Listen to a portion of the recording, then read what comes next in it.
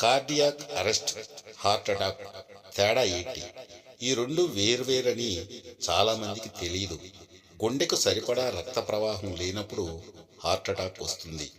భుజం, chest pain, శ్వాస తగ్గటం, అలసట, యాంగ్జైటీ, వికారం హార్ట్ అటాక్ లక్షణాలు.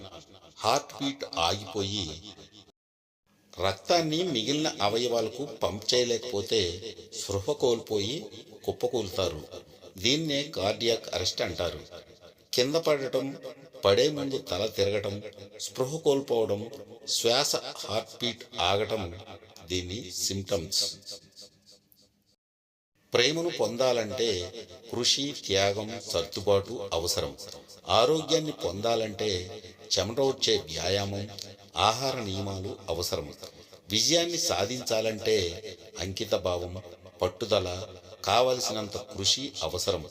అందుకే చాలామంది ప్రేమను, ఆరోగ్యాన్ని, విజయాన్ని పొందలేరు.